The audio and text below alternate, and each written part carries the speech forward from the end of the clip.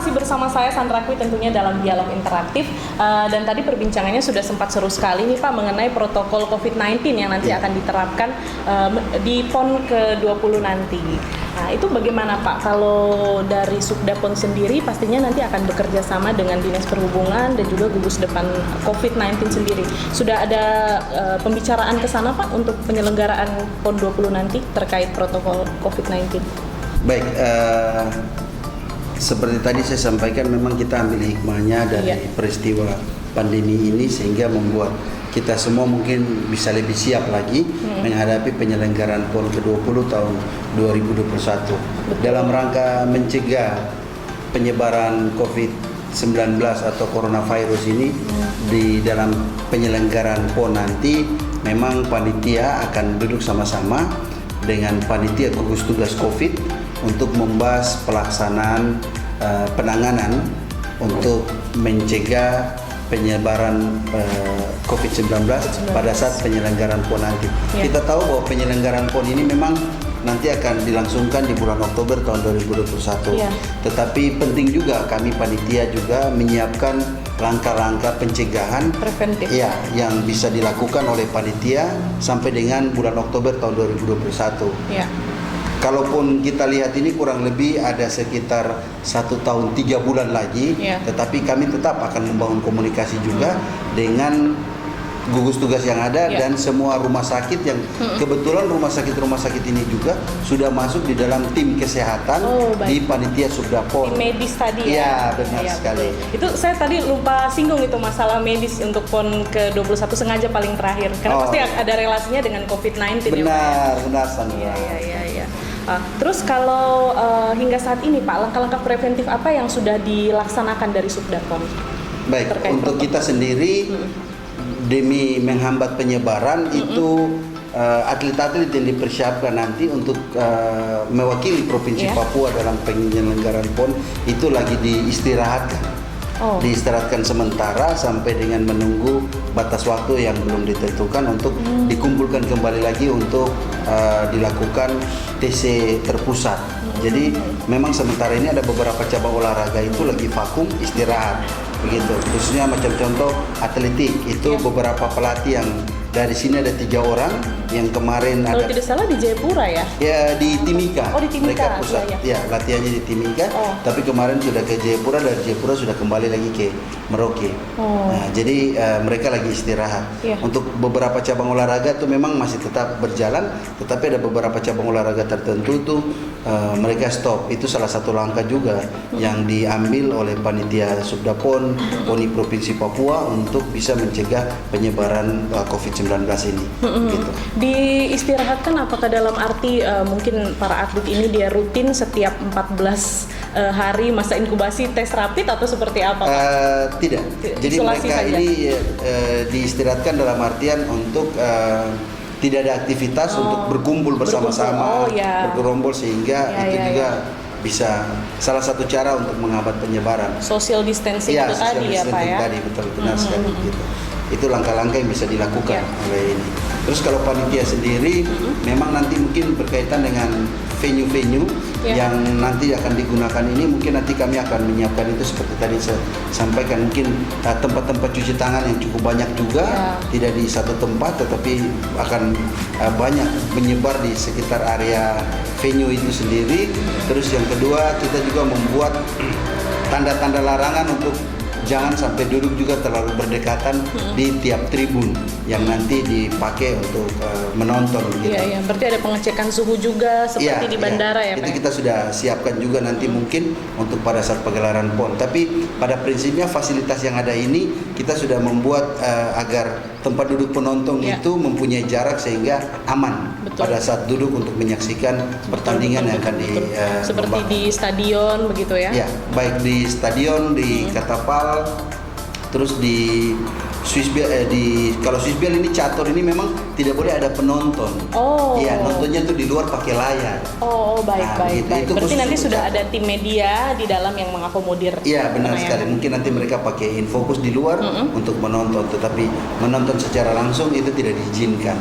Jadi mungkin untuk anggar, wusu, anggar dan wusu sama gulat itu kebetulan juga ada tribun di gor sana, sehingga nanti juga kita membuat jarak-jarak.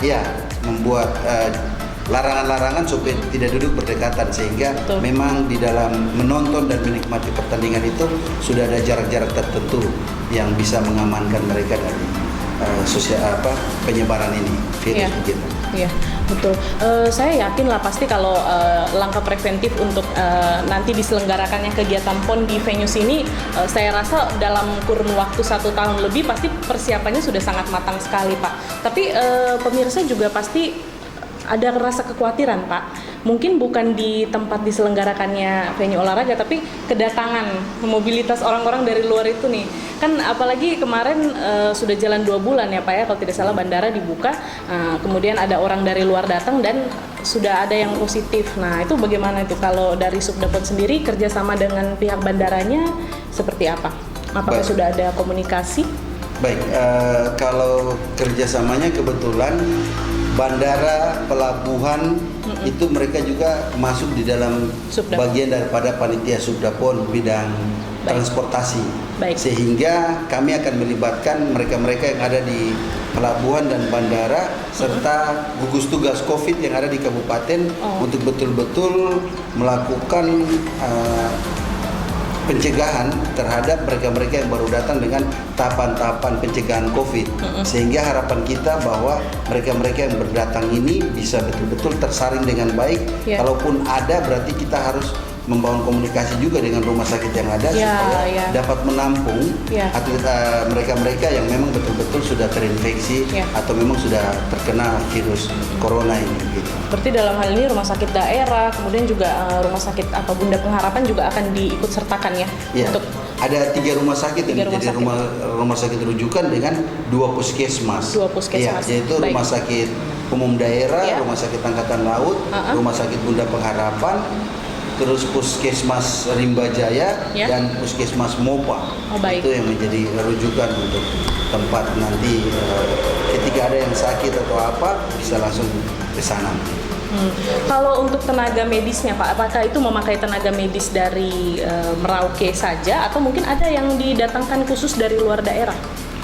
Khusus untuk tenaga medis yang nanti dipersiapkan untuk penyelenggaraan PON itu rata-rata hampir semua itu tenaga medis yang ada di Kabupaten Merauke, yang mana nanti dalam waktu dekat ini sebelum penyelenggaraan PON itu akan di-training bagaimana cara menanggulangi atau merawat pasien-pasien yang mungkin cedera ataupun kecelakaan di dalam event nanti. Jadi khusus untuk cabang olahraga bermotor itu pelatihannya nanti sendiri, tidak sama mungkin dengan cabang olahraga gulat atau anggar atau bahkan juga dengan catur gitu.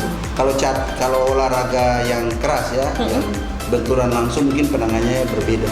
Kalau di catur itu olahraga yang sebenarnya kita lihat bahwa itu tidak harus ada medis atau tidak, tapi sebenarnya juga penting karena ketika orang dapat skat tidak siap mental itu bisa serangan jantung. Bisa serangan jantung, betul. Bisa serangan jantung langsung. Dan itu juga penting untuk harus ada penanganan dokter begitu. Dan dokter itu ya khusus mungkin untuk menangani bagian jantung. Tapi kalau bermotor itu bagian patah-patah. Kalau tidak dibuat pelatihan, jangan sampai 3 langkah saja baru taruh kaki mungkin salah angkat, bisa patah dan mati. Harusnya orang ini bisa diselamatkan, jadi mati gara-gara tidak tidak di training dengan baik begitu. Tapi tim medisnya semua sebagian besar dari Merauke. Sebagian besar dari Merauke dan itu kami sudah siapkan. Ada namanya itu bidang SDM, sumber daya manusia. Dalam hal ini adalah kantor Kesbangpol. Itu mereka yang nanti akan mengakomodir semua pelatihan-pelatihan yang ada pada panitia Subdapon ini. Mereka yang menyiapkan. Baik. Yang tergabung dalam kepanitiaan tersebut apakah harus memang dari background dari dunia kesehatan atau ada mengikuti pendidikan kesehatan atau orang awam juga boleh ikut pelatihan tersebut, Pak? Kalau yang itu memang betul-betul medis. Harus medis harus medis yang kita ini betul. Paling tidak penanggulangan pertama itu harus mereka bisa tahu. Orang yang benar-benar paham bisa paham. Setelah adanya pandemi ini, Kira-kira Pak, apakah ada kerugian-kerugian yang dirasakan dari pihak Subdapon dalam mempersiapkan PON 20 nanti? Mungkin kerugian, I don't know, material mungkin, atau yang lainnya mungkin Bapak bisa ceritakan kalau ada.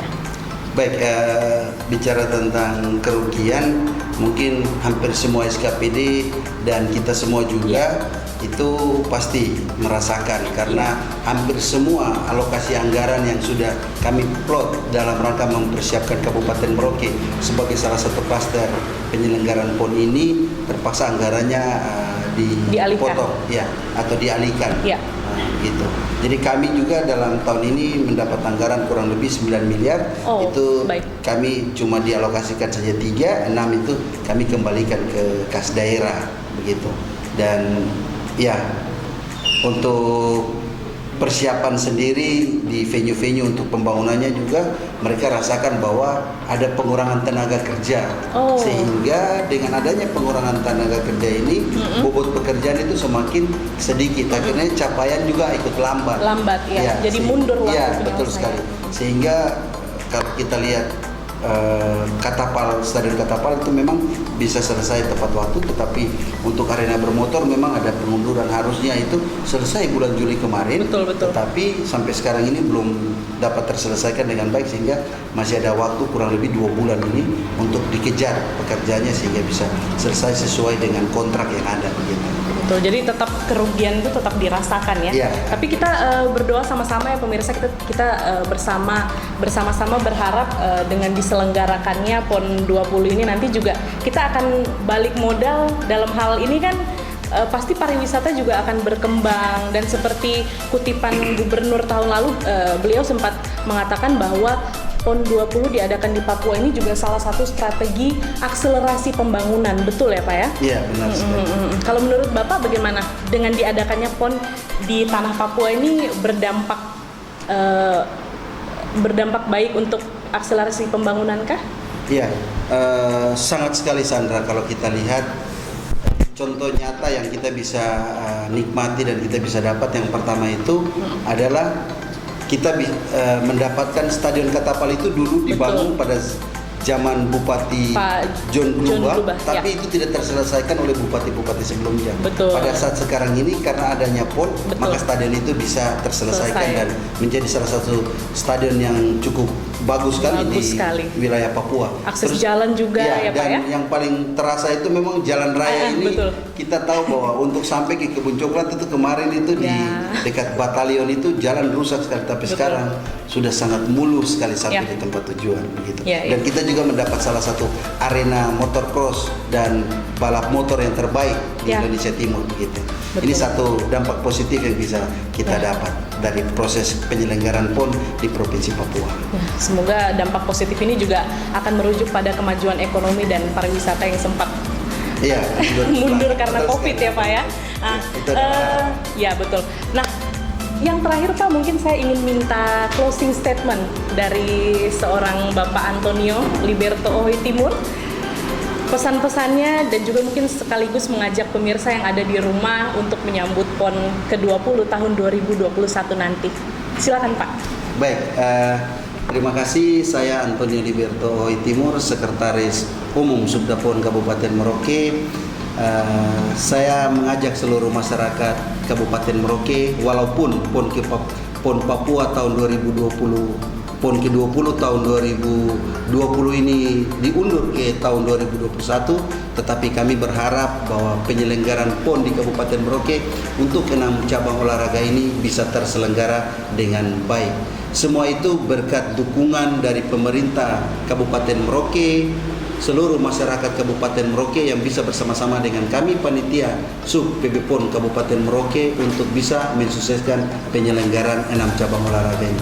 Mari bergandeng tangan bersama-sama sehingga kita bisa maju bersama membuat Merauke ini bisa sukses dalam penyelenggaraan Pekan Olahraga Nasional ke-20 tahun 2021. Demikian. Oke, baik, itu tadi statement yang sangat luar biasa. Dan akhirnya pemirsa, saya Sandra Kwi beserta segenap kru Merauke Televisi yang bertugas pamit undur diri. Jangan lupa saksikan dialog interaktif episode lainnya hanya di Merauke TV, Sobat Kita.